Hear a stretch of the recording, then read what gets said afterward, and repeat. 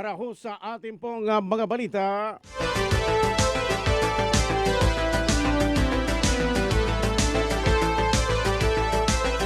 Inilagay na sa heightened alert ang lahat ng mga istasyon at substation ng lahat ng unit na nasasakupan ng Coast Guard District Palawan.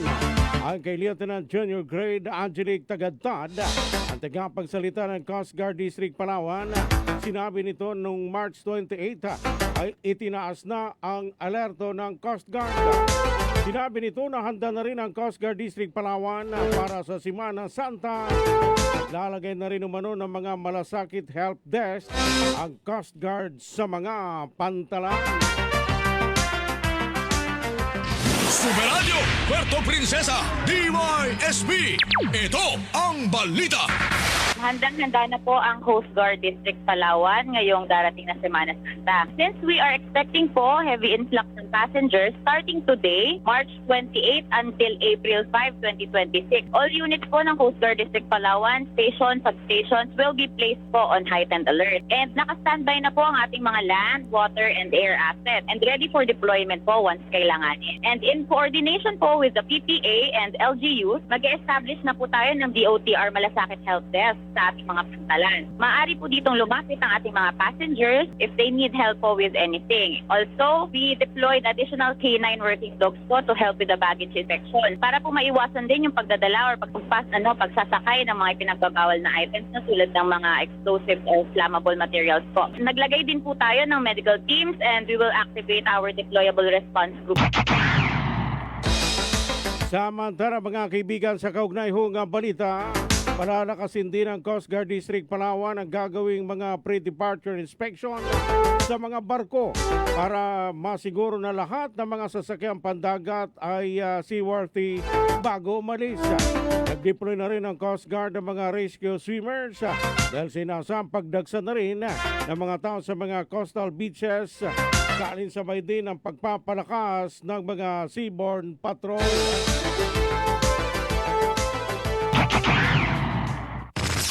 DYSP Super Radio Balita. Dahil po ina-expect din natin na dadagsa ang ating mga kababayan sa ating mga coastal beaches, nag-deploy din po tayo ng ating mga rescue swimmers. We will also intensify our coastal and seaborne patrols. And most important din po is our intensified pre-departure inspection po to ensure that all vessels are seaworthy before they sail po. Of course, sir, titignan po natin dyan kung overloading o hindi. And once po overloading, hindi po natin yan hahayaan na makapaglayag. Mga kaibigan, ang inyo pong napakinggan ang tinig nito pong si Lieutenant Junior Grade Angelic Tagadtad. Samantala mga kaibigan, sa kaugnay pa rin hong balita, dapat umano magkaroon ng share ang Palawan sa proceeds ng Camago 3 well kasunod ng matagumpay na ginawang drilling at testing nito. Sinabi ni Board Member Winsor Arsaga ng unang distrito ng Palawan na dapat gawin na ng pamahalaang panalawigan ng mga nararapat na hakbang ng Palawan ng frontline ng province o nakaharap sa Camago Malampay ay mabigyan ng benepisyo sa proceeds ng natural gas. Hindi man ang teritoryo ang basihan bagkus ang pagiging frontline province ng Palawan na kung anumang mangyari sa Camago 3 ay magkakaroon ng epekto sa lalawigan ng Palawan.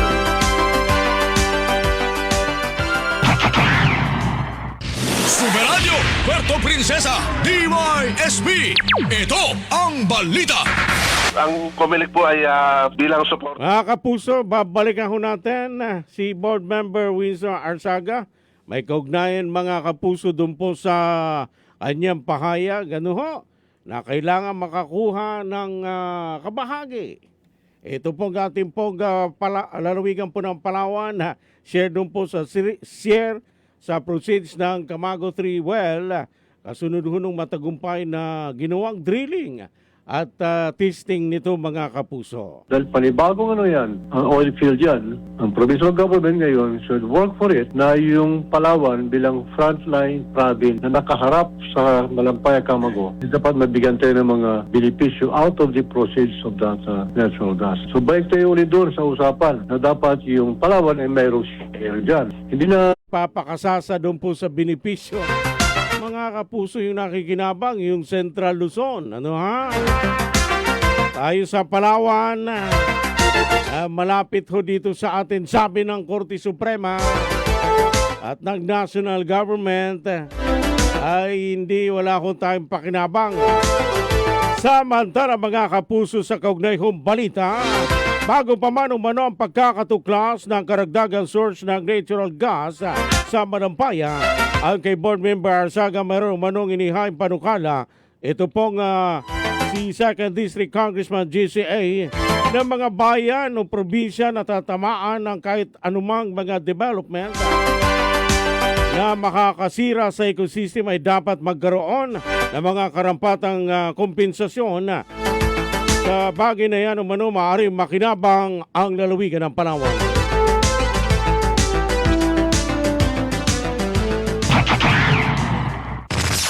DYSP Super Radio. Super Radio Balita. lumalabas yung balita tungkol sa new discoveries. Meron ng file na bill si Congressman Alvarez na yung mga probinsya, bayan, tatamaan ng mga whatever development na mga kasira sa ecosystem ay daw merong karampatang compensation for whatever future damage na ma-incur. Sa note na yan, dyan po tayo pwede makinabang na bagong natuklasan o nakita, na rediscover na source of natural gas dito po sa Marampay. 15 minuto na mga kapuso, makalipas po ang alas 5 po ng umaga. Tuloy-tuloy pa rin po tayo sa ating pong balita sa Super Balita sa Umaga numero 1. Sa gitna naman ng krisis na enerhiya, sinabi ni Board Member Arzaga na magkakaroon ng pag-localize sa mga direktiba na inilabas ng Pangulo. Gumagalaw na rin umano ang Price Monitoring Council para makita ang galaw ng mga presyo ng mga bilihin. Aniya lahat ng nakalagay sa mga probisyon sa ginawang deklarasyon ng Pangulo ay maaaring gawin sa level ng probinsya nang sa gayon ay may mabawasan ng epekto sa atin, lalo na sa mga manging isda, magsasakat, mga minimum wage earner na nakadepende ng malaki sa mga produktong petrolyo.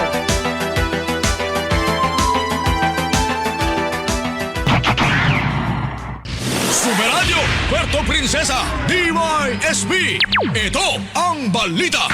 Dahil po ngayon merong energy crisis declared by the President, kami naman po sa Sanggunian, yung special session namin ng Martes, ipinapasaw namin na i-localize natin yung ginawang direktiba ni President. And of course, si Governor Ami Alvarez is on top of the situation. Pinagalaw na niyang Price Monitoring Council para tingnan yung mga galaw. And then yung lahat na nakalagay na provision doon sa deklarasyon ng Presidente ay pwede natin gawin dito sa level natin sa probinsya. And sa ganoon ay ma-mitigate natin, mabawasan man lang yung natin sa mga fishermen natin, regular wage earners, magsasaka na largely dependent sa gasolina, diesel sa ating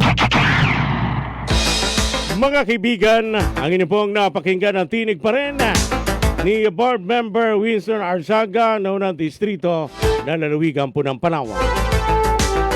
17 minuto na makalipas po ang alas 5 po ng umaga.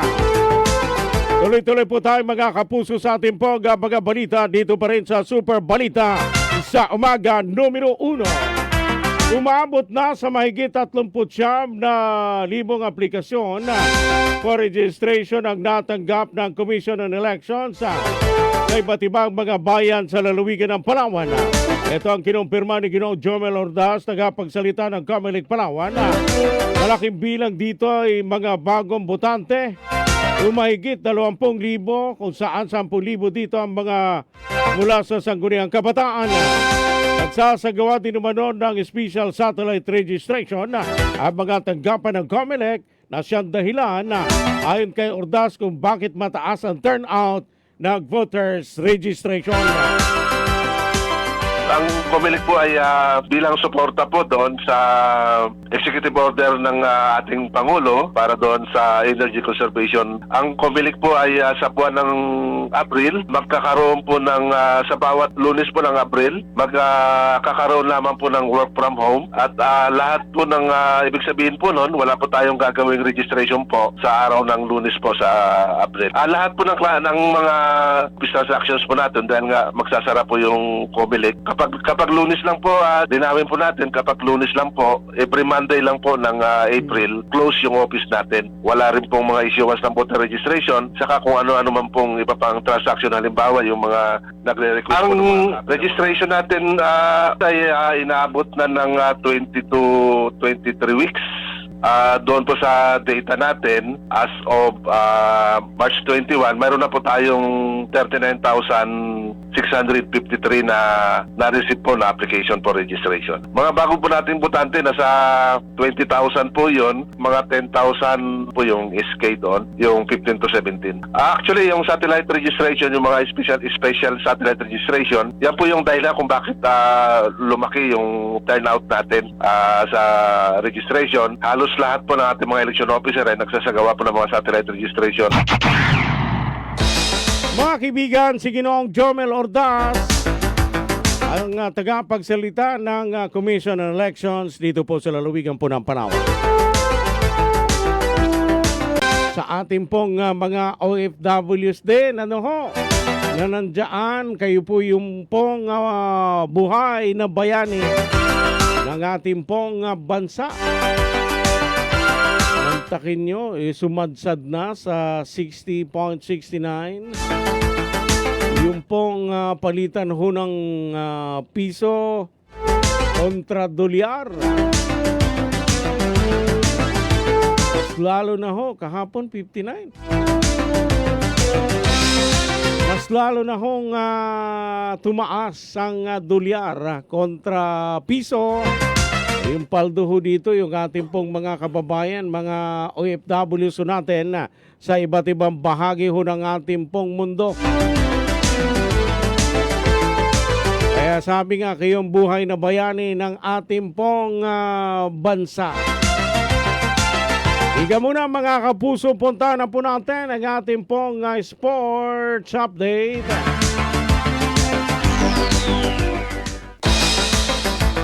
Puntahan po natin si Super June Vicer Bantaculo para po sa ating pong sports update.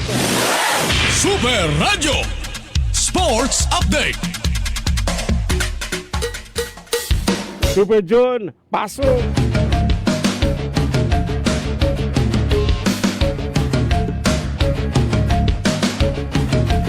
Kinumpirma ni US retired boxing champion Floyd Mayweather Jr. ang rematch nila ni Manny Pacquiao ay isang exhibition lamang. Sinabi nito na hanggang kasalukuyan ay hindi pa naisa sa pinal ang venue ng nasabing laban. Minaliit lamang ng 49 anyos na si Mayweather ang laban kung saan marami ang naghahangad ng rematch, subalit nilinaw niya na ito ay exhibition kaya hindi apektado ang boxing record nilang dalawa. Bukod pa kay Pacquiao ay meron nilang mga exhibition fight ito gaya kay dating heavyweight champion Mike Tyson at kickboxer Mike Zambids. Magugulitang tinalo ni Mayweather si Pacquiao sa una nilang paghaharap, 11 taon na ang nakalipas. At yan ating balitang sports. Ako si June Vicer Bantaculo ng GMA Super Radio Palawan. Dapat totoo.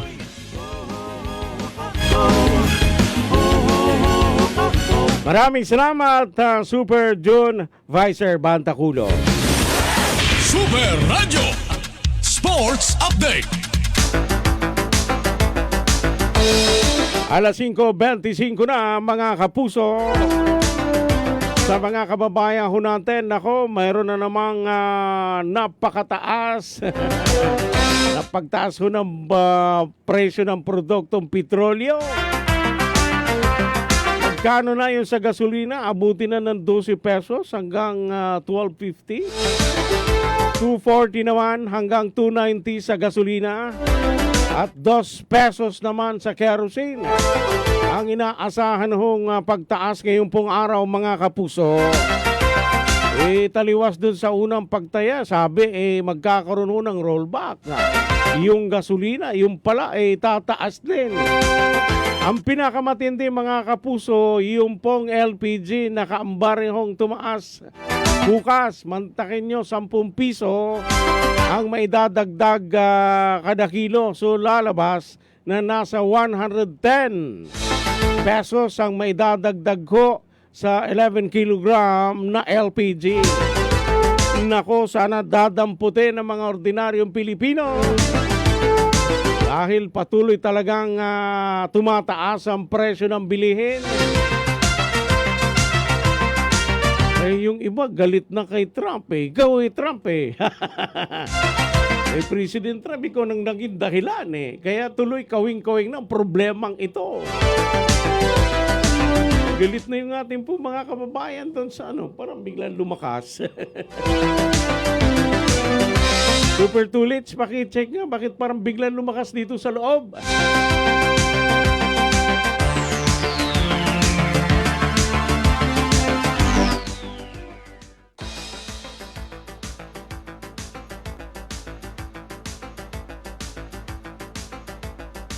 Alas 5:27 na mga kaibigan. Mga kapuso, sa ating pong mga kababayan, sabi kailangan nga ng higpit sinturon na ngayong tumataas ang presyo ng bilihin. Ang problema nga kung wala na hong ititipid pa, di ba? Kaya kunting higpit daw ho ng sinturon kahit dun po sa pagluluto.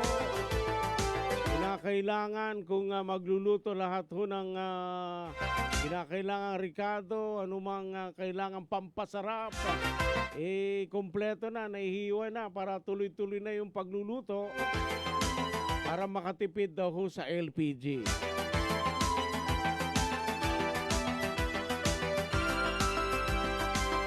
Talagang hirap ho ngayon mga kapuso. Doon sa pamasahe, magkano na yung pamasahe papuntang Northern Palawan? Doon po sa mga bus, nasa 700 na, sa 700 to malapit-lapit na sa 1,000. Puntang El Nido. Although wala akong kautusan yung LTFRB, ito pong mga operator at saka driver, sila na yung nagtataas ng presyo. Talagang mataas na rin talaga yung presyo ng krudo.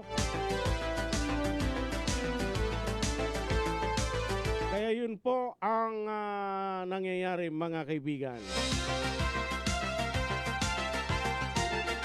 Mga kapuso, sumayin nyo ang Super Balita sa umaga numero 1. Maraming salamat po sa inyo pong pakikinig. Ito ang DYSP GMA Super Radio Palawan. Walang kinikilingan, walang pinoprotektahan.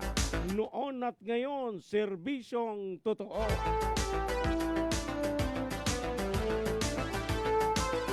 Inyong po ang tabayanan mga kapuso ang Super Balita sa umaga numero 2. Magandang umaga Pilipinas! Magandang umaga Puerto Princesa at sa buong lalawigan ng Palawan. Ito ang DYSP GMA Super Radio Palawan. Walang kinikilingan, walang pinoprotektahan. Noon, ngayon, serbisyong totoo. Narito na ho mga kapuso ang ating pong mga balita sa oras na ito.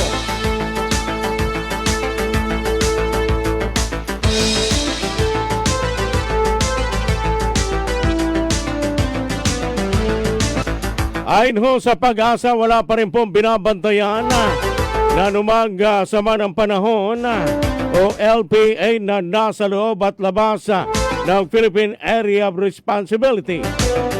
Ang buong Visayas, Palawan, kasamang Isla ng Kalayaan at Occidental Mindoro makakaranas ng bahagyang maulap hanggang sa maulap na papawirin na may pulo-pulong mga pag-ulan, pagkulog at pagkidlat ng dahil sa localized thunderstorms. Ang Visayas, Palawan, kasamang Isla ng Kalayaan at Occidental Mindoro makakaranas ng mahina hanggang sa katamtaman na hangin mula sa silangan hanggang Hilagan Silangan na may mahina hanggang sa katamtaman na pag-alon sa karagatan.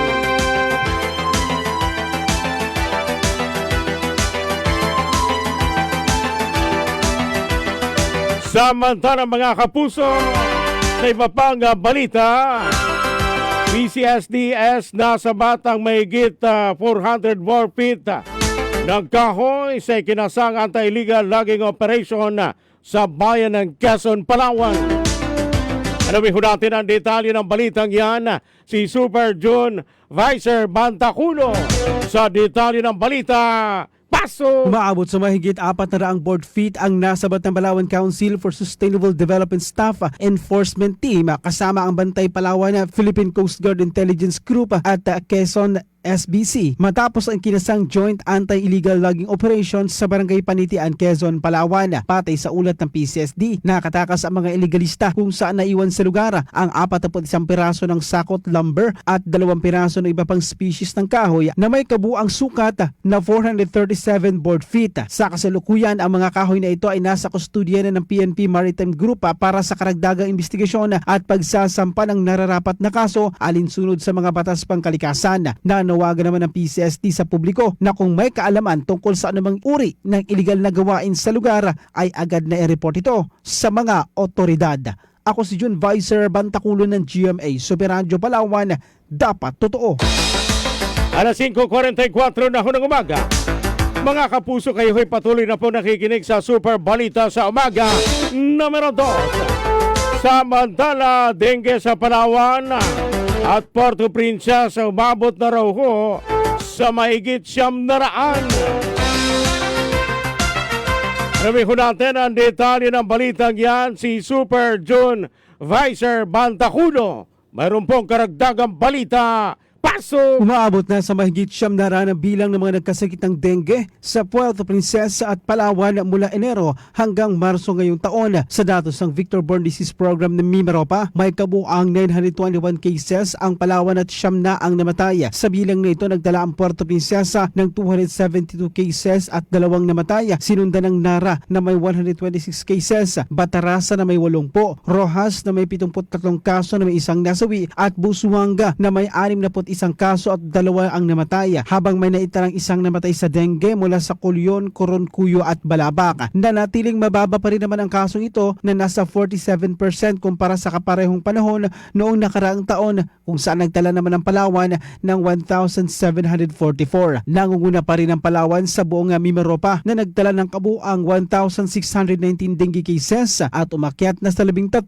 ang nasawi. Ako si June Vicer Bantaculo ng GMA Super Radio Palawan, dapat totoo.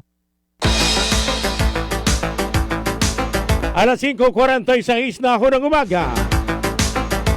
Samantala mga kaibigan, sa iba pang balita, sa naging panayam ng Super Radio kay Ginoong Boat Chase, isa sa mga restaurant owner sa lungsod, kaugnay sa manoy pagkakaroon ng kakulangan sa supply ng LPG.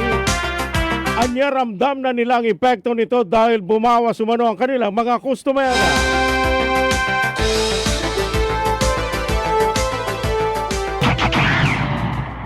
Actually, napansin ko yung pagbabawas ng customer na lalo yung mga galing Maynila or Visayas or Mindanao. Dahil kung tatanda mo, Sir John, yung may mga negosyo rito na yung pumapasyal yung mga kanilang yung mga distributors dito sa Palawan. Opo. Yung katulad yung mga dyan sa SM, sa Robinsons, yung mga ibang kumpanya rito, yung mga suppliers, yung nagsusupply ng mga bakal, mga kung ano. Opo. Yung mga pagkain, yung mga dilatang pagkain, o yung mga equipments, na ibang bagay na equipments.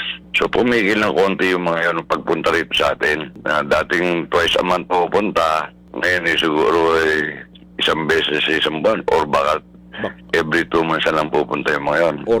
Yun yung napansin ko. Yun yung napansin ko. Medyo nagbawas yun. Mga kaibigan, ang inyo pong napakinggan ng tinig ni Ginoong Boats Chase. isa sa mga restaurant owner dito po sa lungsod ng Puerto Princesa. Mga kapuso, kayo ho'y patuloy pa rin po nakikinig sa Super Balita sa Umaga numero 2. Sa kaugnayhong balita, sa ngayon ay wala pa manong pagtaas ng presyo ng kanilang mga tinda. Pero may abiso magtataas na rin sila ngayong buwan ng Abril. Pero hindi lahat dahil may mga stocks pa sila. Yun muna ang ibebenta nila sa tamang presyo para hindi naman mahirapan ang kanilang mga customer. So far hindi pa naman, no, pero may paabiso. May paabiso baka magtataas itong Abril. Abril, okay. Yun nga sabi Abril, oh. So hindi naman lahat. Hindi pa naman magano kasi may mga stock pa rin sila yung iba. So sana wag naman maitaas kagad, di ba? O kung ano man yung stock nila. Opo. Yun lang muna sana ibenta nila na tamang halaga, di ba? Yung dating presyo para hindi rin mahirapan yung tao. Superadio Puerto Princesa DYSB. Ito ang balita. Kung sakali manong magtaas ng presyo sa kanilang mga supply, ay mananatili pa rin sila sa kanilang presyo upang makapagbigay pa rin sila ng pagkain sa kanilang mga customer.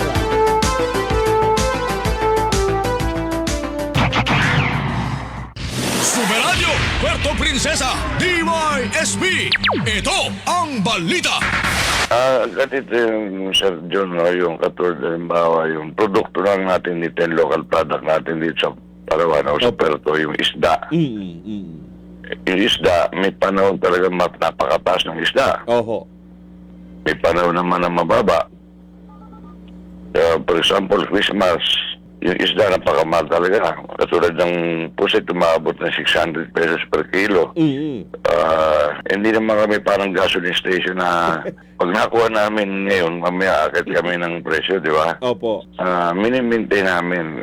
Kumbaga, para mabigyan mo lang ng supply yung ng pagkain yung o supply yung customer na merong masabi may pusit ka lang, may isda ka lang. Hindi na namin na-adjust yung presyo. Kumbaga, sinusugal ko yun. Ewan ko sa iba kung paano nagagawa. So sa akin, sinusugal ko na lang, minimaintain ko. Sabi ko naman, bababa naman sigurado yan after 2 weeks dahil Christmas season di ba? Pag Christmas season, napakamahal Opo. Sana ganun din mangyari, di ba? Hindi tayo magtaas para kasi mahirapan din tao. Mga kaibigan, ang inyo pong napakinggan, si Sir Boats Chase, isa sa mga restaurant owner dito po sa lungsod. Buti na lang si Sir Chase, hindi magtataas. Isasakripisyo na lang daw nila. Sana ganun yung mentalidad ng iba pang mga kapuso po natin ng mga restaurant owner. Kung tumubo man, kahit konti, okay na. Pero katulad dun sa mga gasoline station, nabalitaan lang mga kapuso na tumaas ang presyo ng gasolina o produktong petrolyo, parang magic lang. Tumaas na rin sila lahat ng presyo. Alas 5:51 na ng umaga mga kapuso. Kayo ho'y patuloy pa rin po nakikinig sa Super Balita sa Umaga numero 2. Samantala mga kaibigan sa iba pang balita, inaktibo na mga Coast Guard Station sa lalawigan ng Palawan at Puerto Princesa ang kanilang Passenger Assistance Center kasabay ng pagtaas sa heightened alert status ng Philippine Coast Guard sa lahat ng himpilan para sa upland biyaheng ayos, Semana Santa at Summer Vacation 2026 mula March 28 hanggang April 5, 2026. Ngayon ito ang matiyak ang maayos at ligtas na biyahe ng mga mananayag at biyahero ngayong peak travel season ng Holy Week at Summer months. Inaktibo rin ang Philippine Coast Guard sa lahat ng kanilang station at substation ng Deployable Response Group upang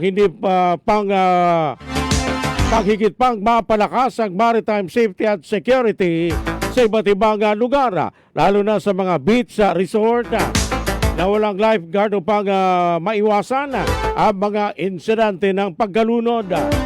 Layunin ng hakbang nito na palakasin ang kahandaan sa operasyon at kapasidad sa pagresponde ng Coast Guard sa mga maritime emergency, gayon din ang pagpapatupad ng batas.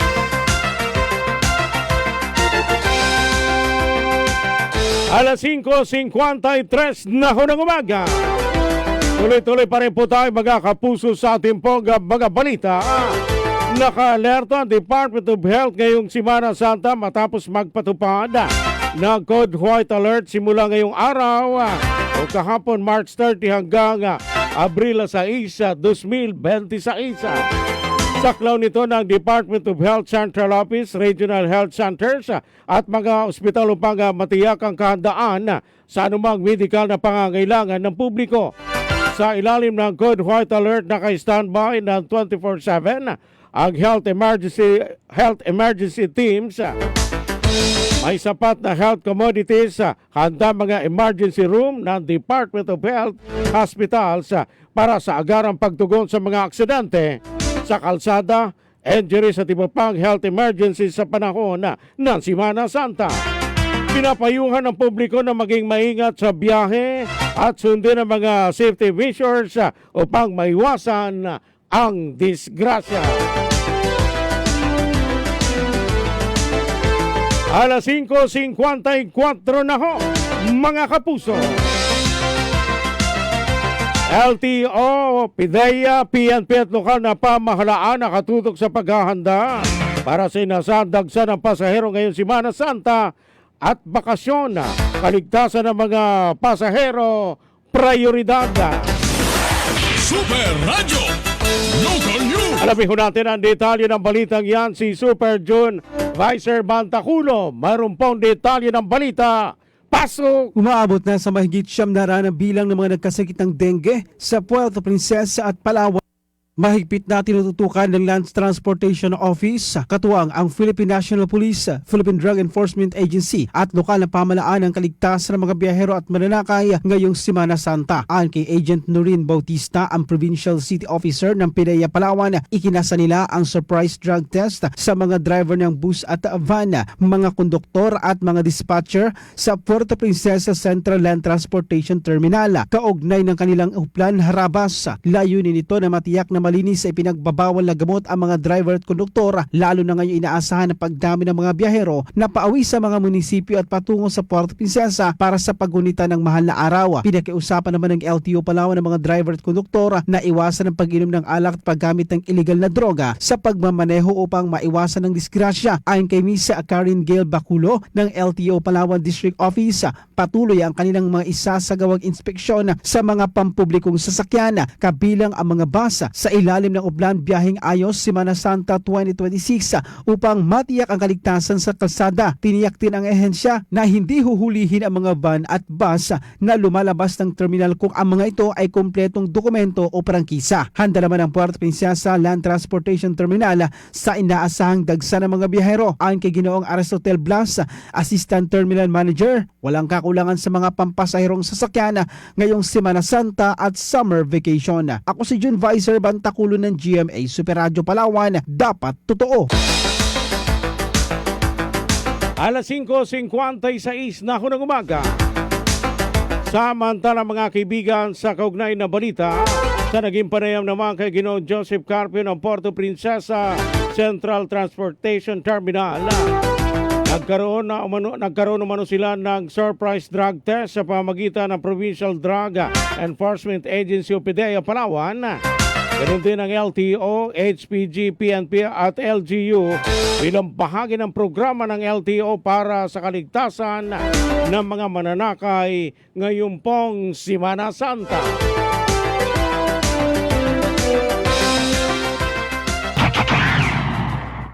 Super Radio Puerto Princesa DYSB. Ito ang balita. So sa ngayon kasi yung nangyayari dito, nagkakaroon tayo ng drug testing para sa mga drivers natin na nagbibiyahe sa iba't ibang lugar dito sa Palawan. Surprise ba yan, Sir Joseph? palagay ko kasi miski yung tao ko ngayon lang nalaman na may operation. Ganun. Ako alam ko. Oo.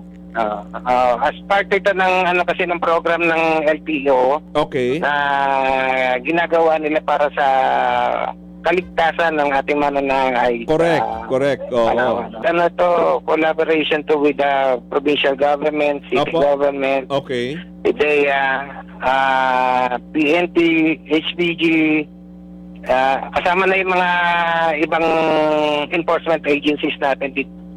So hindi lang ito programa ng LTO. Actually, yung lahat ng effort ng mga ahensya ng pamahalaan. Ang balitang ito ay inihatid sa inyo ng Ang balitang ito ay hatid sa inyo ng BioFlu. 2 or more symptoms, baka flu na yan, i-BioFlu na. Ang balitang ito ay hatid sa inyo ng Rexidol Forte. Mas bilis banat sa 4. Mga kaibigan, ng inyo pong napakinggan ang tinig ni Ginoong Joseph Carpio ng Puerto Princesa Central Transportation Terminal. Samantala mga kaibigan, sa kaugnay humbalita, tuloy-tuloy mo ang kanilang biyahe at wala mangyayaring pagbawas ng biyahe.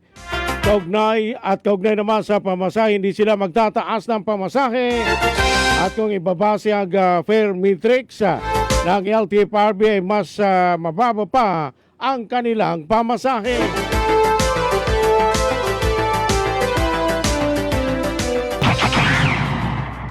Superadyo, Puerto Princesa, DYSB. Ito ang balita. Yes, yun po. Tuloy-tuloy tayo dito. Pinapakaramdaman natin yung movement ng mga sa transport natin. Oho. So dito, kung magtatanong kayo kung nagpapawas ng biyahe, wala naman. Okay. Wala. About sa pamasahe, kanina pinag-uusapan namin, hindi naman sila nagtataas ng sobra doon sa ano. Actually, nung nagkaroon kami ng meeting with the provincial capital regarding doon sa gera nga, na-inform ko sila na kahit na nung dating natin, yung prescribed tariff ng permitix ng ng LTFRB, malayong mababa yung pamasahe natin. Okay. Ngayon kahit na nagtaas yung presyo ng petrolyo natin, meron tayong mga transport dito na kahit na sentimo hindi nagtaas na pamasahe. So wala tayong problema sa pagdating sa sasakyan. Mga kapuso, ang inyo pong napakinggan ang tinig ni Ginoong Joseph Carpio. Kung hindi nakarating kay Sir Joseph, yung mga itinaas sa norte. Yung dating singil na 270, 300 na ngayon. At nakaamba na naman maging 350. Yung 600 ay magiging 750. Kayo ho'y patuloy pa rin po nakikinig sa Super Balita sa umaga. Numero 2. Samantala sa iba pang balita, sa naging panayam kay Sister Fanny Lansang ng Mount Calvary, nagsimula naman ang Way of the Cross ng mga apostoles. Malinis na ang paligid ng Mount Calvary, kaya welcome ang mga taong pupunta rito para mag-nilay-nilay ngayong Semana Santa. At wala din naman ginawang pagbabago, mga kapuso. Superadyo, Puerto Princesa, DYSB. Ito ang balita. Magandang umaga po sa atin. Welcome po tayo ngayong Holy Week. Nagsisimula na kanina. Ay naging Way of the Cross na ang mga apostol. Tapos yung mga rito talaga nilinis ng maayos. Welcome ang mga tao. Wala naman pong pagbabago kundi yung mga date natin sa iba-ibang pag-Holy Week. Okay. Oo. Tapos yung mga police, i-assign ko kung saan dito lang sila. sa nakikita nila ang mga tao. Oho. Kasi last year kasi napakarami, pati pulis, sandaan na yung pinakain namin. Biliye po kasi. Oo. Kaya po, ito taon-taon, ako ay nakatira na sa Karuray, San Vicente, pero hindi ko to iniiwan. O, kami kasi ang founder nito, 1987 nag-start ito. Oho. 86, naglilinis kami na area. Mga kaibigan, si Sister Fanny Lansang. Kaya bukas na ho yung ating pong Mount Calvary sa ating pong mga debotong Katoliko. So mas maigi, pagpupunta ho kayo dyan, madaling araw. Lalo na ngayon, napakainit ho ng ating pong panahon. Ay mga pupunta simula bukas hanggang linggo, ay mas maigi ho pag madaling araw. Ano ho? Samantala mga kaibigan, magkakaroon sila ng rosary at rosary hymn habang sa Huwebes Santo alas 5:30 ng umaga ang gunang Way of the Cross sa napangungunahan ng mga apostoles. Superadyo, Puerto Princesa, DYSB. Ito ang balita. Mamaya ng hapon, ang mga apostoles, meron kaming rosary sa Rosary Hill. Okay. Yes po. So- Ano yan? Sa Huwebes Santo po, anong oras po yung unang-unang Way of the Cross, Sister Fanny? After, 5:30 o 5 o'clock a.m. Yun din po Kasi marami ng tao yun. mga apostoles din po, pangungunahan ng mga apostoles. Opo, yung dati pong mga apostoles namin. Ngayon, kanina, 6 lang sila kasi mayroon pa silang pasok. Okay. Pero sa Huwebes Santo, kompleto na po yan sila. 5:30 Ay. po. 5:30 ang simula? Opo. Ang mga tao dito, madaling araw, alas 12, marami nang pupunta rito nag-way of the cross. Oho. Sila. Oh. Pero ang apostoles namin, talagang 5:30. Okay. Mga kaibigan, si Sister Fanny Lansang, yung founder po ng Mount Calvary, mga kapuso. Doon po sa ating po mga kababayan, pasensya na, no ho? Mukhang hindi maganda yung signal ko natin. Para akong naninigas sa sa video na yan Pasensya na ho, hindi ho maganda yung signal. Samantala sa Huwebes Santo ay marami ng tao kaya't maigpit ang ipatutupad na seguridad kung saan may ilang pagbabago lang sa mga pwesto ng mga mamimigay ng libreng pagkain na tubig aging sa parking ng mga sasakyan. Superadyo, Puerto Princesa, DYSB. Ito ang balita. Ang aming lang kasi, pag Huwebes, maluwag pa, Lunes hanggang Miyerkules. Opo. Pero may mass na kami ng 6 o'clock ng hapon. Okay. After ng rosary. Okay. So Tapos po, Mm-mm. ang Huwebes Santo naman, siksika ng mga tao niya. Marami ng pulis dito. May traffic enforcer, may tanod. Mm-mm. Oh. Kasi ang mga tindahan dito, hindi naman namin sako pa yun. Sabing siksikan. Mm-mm. Pero may ginawa si Madam, birthday dapat ang Olympic Hardware. Doon sa tabi ng Mount Calvary, dire-diretso lang, meron doong paradahan. At hindi na rin kami magpaparada dito sa harap ng bahay niya. Yun lang po ang namin. Pati tindahan, yung mga magbibigay ng libreng tubig at saka mga biskwit, Aros doon na po kaldo. sa taas. Sa taas Doon na po. sa paradahan. Mga kapuso, ang inyo pong napakinggan si Sister Fanny Lansang. sa naging panayam po ng Super Radio. Alas 6:18 na ho ng umaga mga kapuso. Samantala sa iba pang balita, Congressman Hila Costa Jr. ng 3 distrito ng Palawan hiniling sa First Gas Pipeline Corporation na maging patas at maging makatarungan sa kanilang magiging operasyon sa pagtalakay ng House Bill number 5958 sa House of Representatives na naglalayong i-renew ang prangkisa ng First Gas Pipeline Corporation at palawakin ang kanilang distribution ng natural gas sa buong bansa.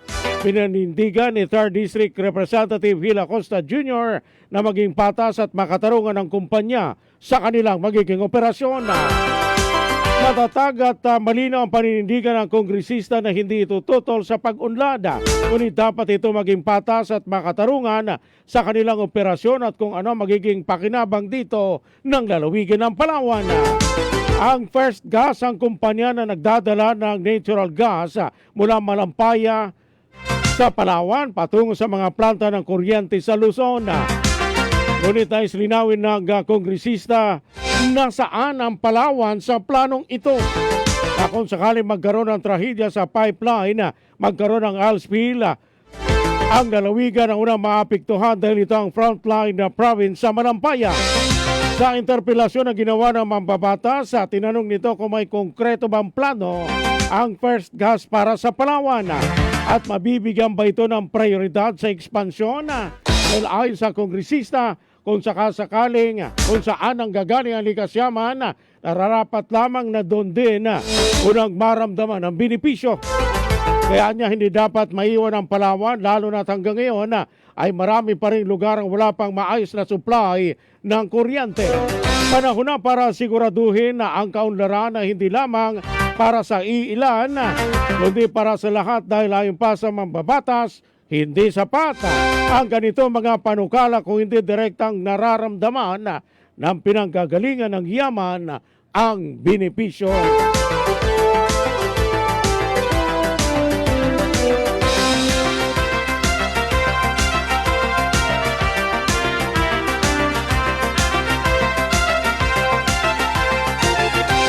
Alas 6:20 na ho ng umaga. Kayo'y patuloy pa rin po nakikinig sa Super Balita sa Umaga numero 2. Isinusulong ni Palawan Board Member Windsor Arzaga ng unang distrito ng Palawan ang pagbuo ng isang multi-sectoral monitoring council sa mga barangay upang pangasiwaan at i-monitor ang operasyon ng mga microfinance institutions sa lalawigan. Layunin ang panukalang ordinansa na protektahan ang mga mamamayan laban sa mapang-abusong interes at tiyaking sumusunod ang mga lending firms sa mga alituntunin ng pamahalaan. Ito'y bunsod sa samut-saring reklamo ng ilang residente sa mga barangay sa norte ng lalawigan na matapos silang masalanta na wala ng tahanan pinadapa ng bagyo ay hindi man lang sila nabigyan ng konsiderasyon ng mga microfinance institutions na hindi muna magbayad ng kanilang mga obligasyon. Sa kabila rin ang resolusyon ng Provincial Board na nakikiusap na huwag muna silang maningil dahil halos lahat ay apektado ng bagyo dyan sa Northern Palawan. Subalit ang kay Board Member Windsor Arzaga ay hindi man lang sila pinakinggan at nirespeto ng mga ito. Kaya sa sinusulong na ordinansa ni Arzaga, nais nilang mapigilan ang mapang-abusong sistema ng pagpapautang na nagpapahirap sa mga maliliit na negosyante at residente. Inaasahang bubuin ang monitoring council ng punong barangay at iba pang miyembro mula sa sektor ng negosyo at iba pang stakeholders upang magkaroon ng komprehensibong pagbabantay mga kapuso. Ang panukala ay tugon sa lumalaking bilang ng mga microfinance operations na nangangailangan ng mas mahigpit na lokal na regulasyon at monitoring. Ang hakbang na ito ay naglalayong tiyakin ang mga serbisyong pinansyal ay nakatutulong sa pag-unlad ng kabuhayan sa halip na maging sanhi ng pagkakabaon sa utang ng kanilang mga kliyente. Alas 5 o alas 6:23 na ho ng umaga. Mga kapuso, tayo ay nakikipag-ugnayan na sa DOST Pag-asa Station. Naki-update muna ho tayo, lagay ng ating pong panahon, mga kapuso.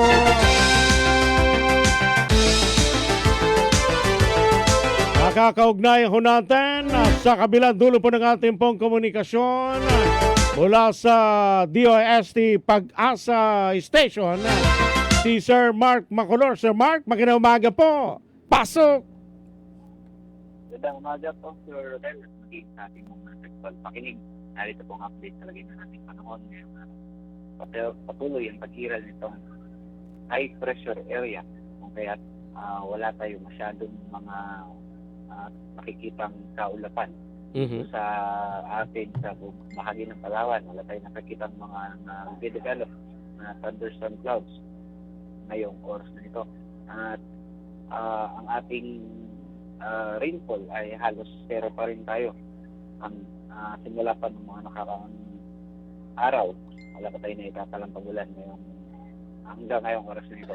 Ang tinitingnan natin for the next 3 days, halos ang sinasabi ng rainfall natin ay halos zero pa rin for the next 3 days. Maliban na lang yan sa mga posibleng mabuo na thunderstorms. Ang ating heat index, 30 plus pa rin, matiban dito sa Coron, umabot sila ng 40. Pero nasa minimal pa rin naman po. Ang ating karangitan, wala masyadong significant na pagtaas. Sa metro lamang ang west at ang Sulusig. Ating araw, sumikat ng 6:03 at tulubin ng 6:15 ng hapon. Sa Pag-asa, Mark Macolor, direkta ng ulan. Mga kapuso, si Sir Mark Macolor ng Pag-asa Station. Ito po sa Puerto Princesa at lalawigan ako ng Palawan. Maraming salamat, Sir Mark, at ganun din sa inyo pong mga kasamahan. Yan po sa Pag-asa Station. Ano ho? Salamat ho sa inyo na palagian po nating nakakaugnayan para sa update ho sa lagay ng ating pong panahon.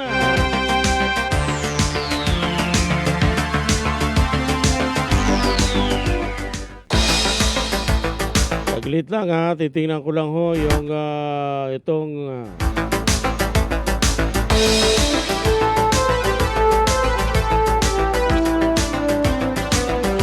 heat index ho natin na ngayon pong araw. Kahapon nasa 42 yung pong Coron. Inabot ho ng 42 degrees Celsius yung Coron. Kasama pang iba pang mga lugar sa Pilipinas na nakapagtala ng mainit na panahon. Okay?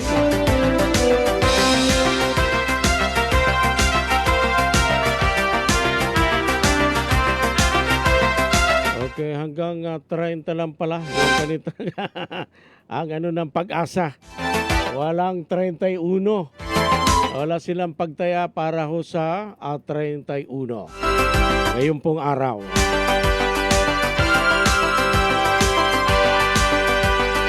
Sabi ni Sir Kaloy Lamban, Karodel, mukhang hindi alam ni Mr. Capo. Binanggit na rin niya kanina. Binanggit niya na may pagtaas pero may tuturing parehong minimal. Yung pong pagtaas sa presyo ng pamasahe. Ang tanong, dun sa minimal, magkano ba yun dapat? Dun sa kasi sa norte, mga kapuso yung Rojas, dati 270, nag 300 pesos sila. At next week, o baka ngayon linggo, binabanggit ng ilang mga driver na nakakausap po natin, magti 350 na ho sila doon sa pamasahe. So hindi ho natin alam, yung tanong ng ating po mga kababayan, doon po sa kanilang pagtaas, ano hong binabasihan? Na dapat yung nagkukontrol daw ho yung ating pong LTFRB para doon sa kanilang pamasahe. Ay hindi naman umangal yung ating pong mga kababayan dahil talagang mataas talaga yung presyo ng crudo. Pero yun ba ay favorable rin doon po sa driver at doon sa mga mananakay? Baka ang tanong para lang doon ang benepisyo doon sa driver. Pero doon sa mga mananakay, dihado na. Kaya doon ho pumapasok yung intervention din ng ating pong gobyerno o regulasyon ng gobyerno katulad ho ng dapat gawin nito pong LTFRB ho natin.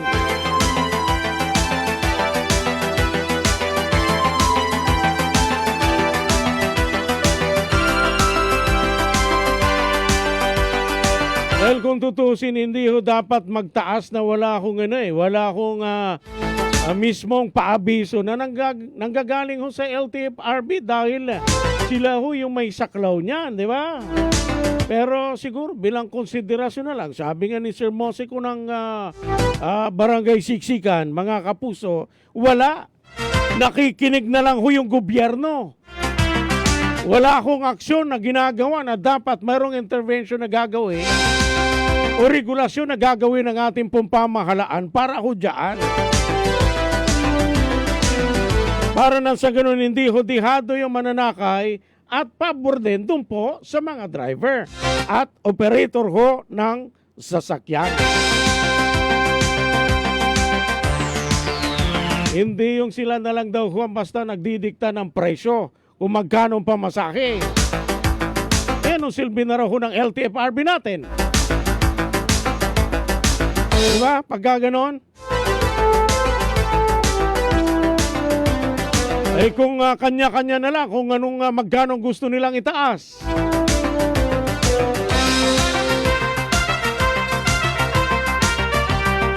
At yan ang mga balitang dapat ninyong malaman ngayon pong araw ho ng Martes. Huling araw na ho mga kapuso sa buwan ng Marso, March 31, 2026. Kami ang inyong sandigan ng katotohanan. Ako po ang inyong kapuso, Super Rodel Guzman. Sumainyo ang Super Balita sa Umaga, numero 2. Maraming salamat po sa inyo pong pakikinig. Ito ang DYSP GMA Super Radio Palawan. Walang kinikilingan, walang pinoprotektahan. Noon at ngayon, serbisyong totoo.